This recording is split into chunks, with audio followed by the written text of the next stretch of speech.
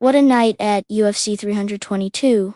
While all eyes were on the epic superfight where Islam Makhachev masterfully dismantled Jack Della Maddalena to become the UFC's newest two-division champion, the action started long before the main event. In fact, the pay-per-view kicked off with one of the most explosive finishes you'll ever see. Before Makhachev made history at Madison Square Garden, the lightweight division was put on notice by none other than France's God of War, Benoit Saint-Denis.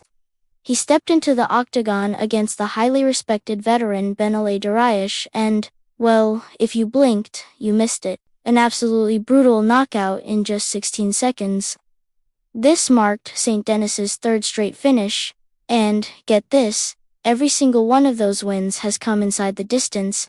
The man is a walking highlight reel. This victory was a massive statement.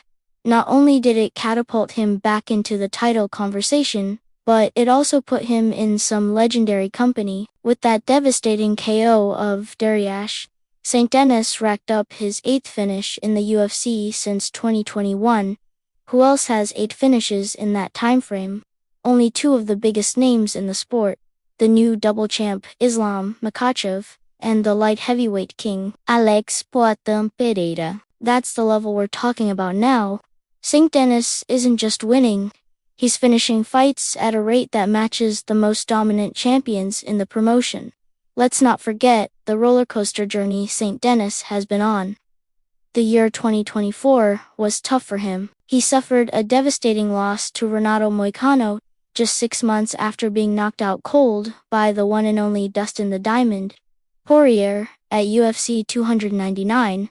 A 2-fight skid like that, especially against such high-level opponents, could break a lot of fighters. But not the God of War.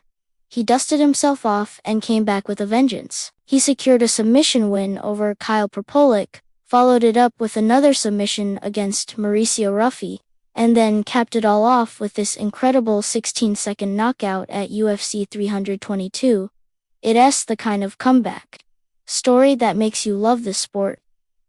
He has proven his resilience and is now right back in the thick of it at the top of the lightweight division. As he sat on top of the octagon after his win, Saint-Denis made that unmistakable gesture, wrapping an imaginary championship belt around his waist.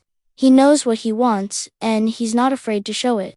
This win likely puts him in a title eliminator, and it's a position he's been close to before. Think about it. His fight against Dustin Poirier earlier this year was essentially a #1 contender-esque match.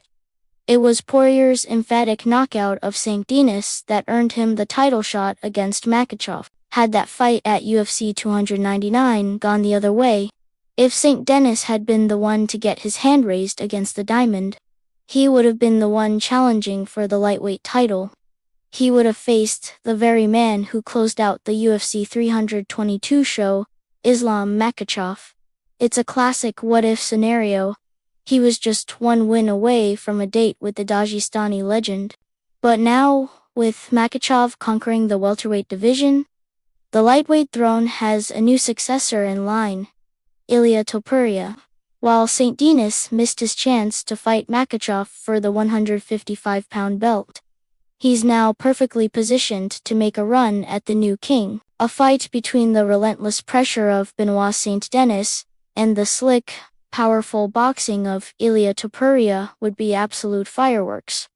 The lightweight division is more exciting than ever, and Benoit Saint-Denis has just thrown his name right back into the mix in the most violent way possible. His journey from a 2-fight losing streak to tying the finish records of Makhachev and Pereira is nothing short of incredible.